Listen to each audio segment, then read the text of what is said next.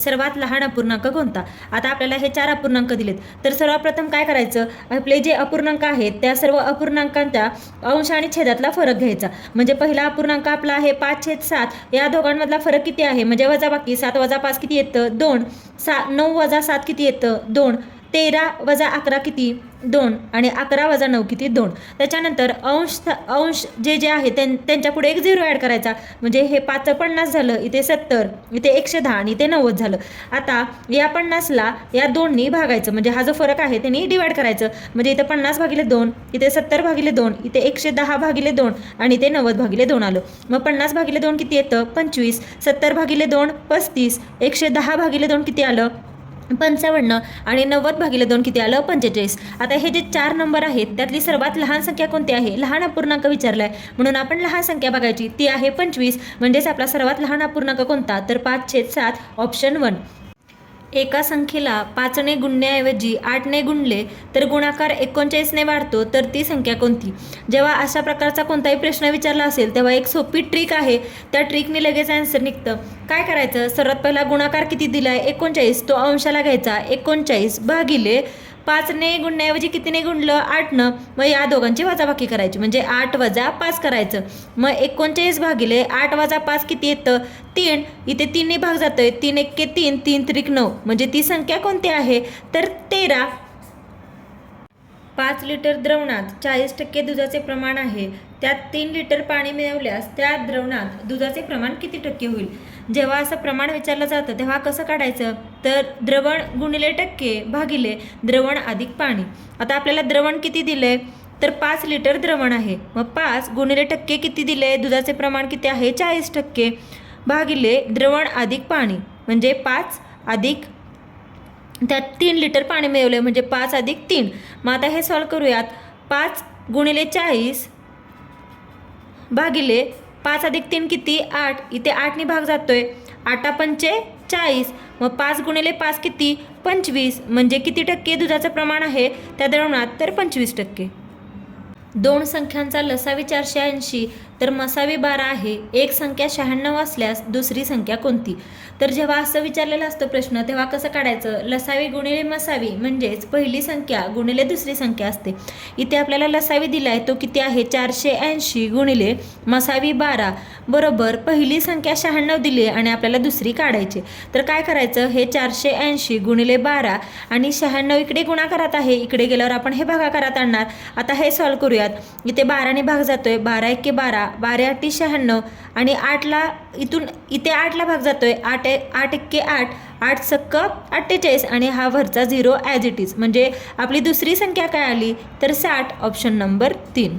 पहिली संख्या x घेतली तर पुढची क्रमवार संख्या काय येणार x + 1 आणि आपली कंडिशन समीकरण बनवून घ्यायचं. सर्वात प्रथम कंडिशन चेक करायची, दोन क्रमवार संख्यांच्या वर्गातील फरक विचारलाय. पहिली संख्या x आहे, त्याचा वर्ग x चा वर्ग, फरक म्हणजे वजाबाकी, वजा x + 1 चा वर्ग, यांचा फरक किती आहे वजाबाकी किती आहे ती आहे 27. आता आपल्याला हे समीकरण भेटलं, आता हे सॉल्व करायचं, x चा वर्ग वजा, आता x + 1 चा वर्ग म्हणजेच काय आहे थोडक्यात हे a + b चा वर्ग, याचा आन्सर काय असतं a चा वर्ग अधिक 2ab अधिक b चा वर्ग.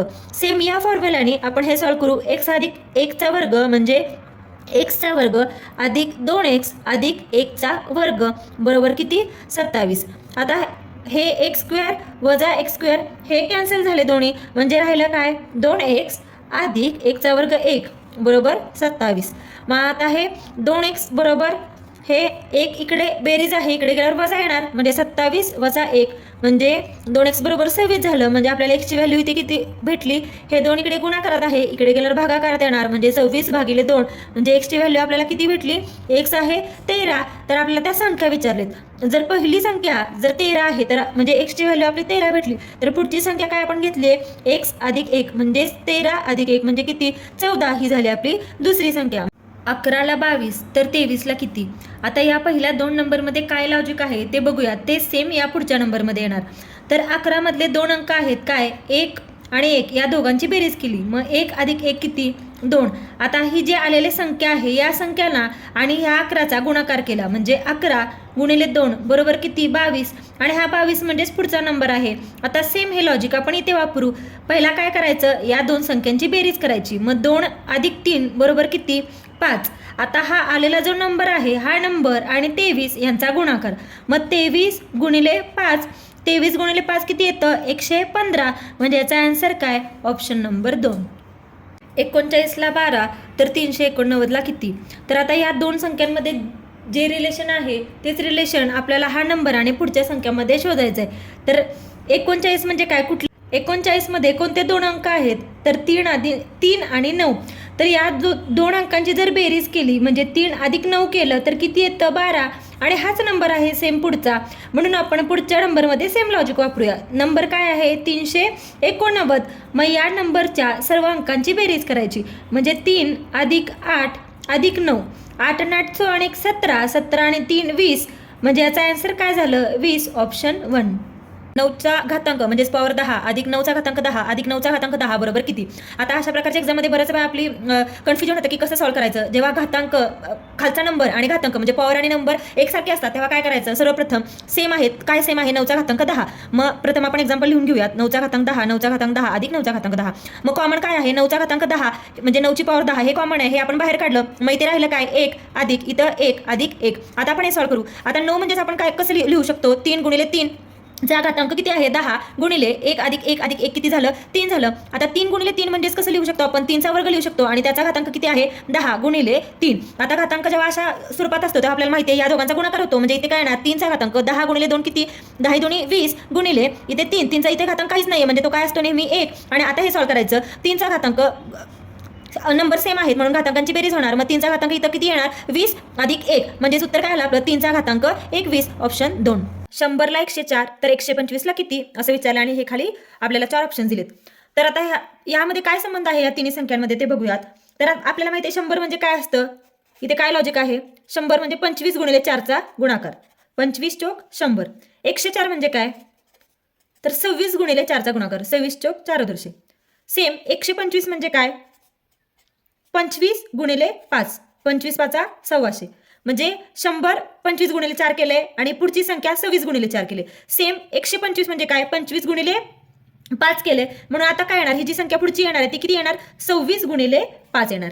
मग 26 गुणिले 5 किती येतं 26 5 130 म्हणून आपला आन्सर काय झालं ऑप्शन नंबर 1 130. म्हणजे थोडक्यात इथे 25 नी 4 ला गुणले म्हणून इथे 26 नी 4 ला गुणले, इथे 25 नी 5 ला गुणले म्हणून पुढच्या संख्येला 26 नी किती गुणलं 5 नी गुणलं आणि म्हणून आपलं 26 गुणिले 5 130 हे झाले याचं आन्सर.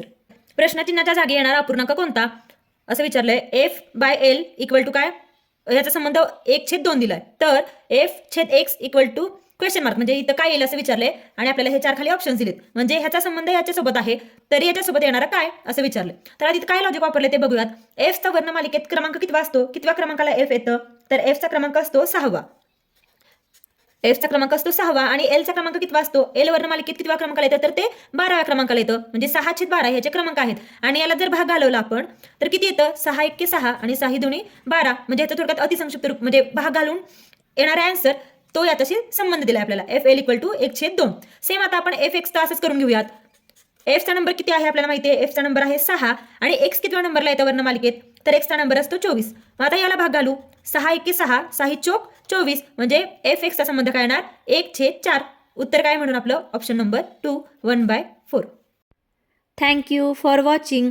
प्लीज व्हिडिओला लाईक करा, शेअर करा, कमेंट करा आणि चॅनलला सबस्क्राईब करायला विसरू नका. आणि अशा प्रकारचे कोणत्या टॉपिकवरचे व्हिडिओ तुम्हाला पाहायला आवडतील ते कमेंट करून नक्की सांगा.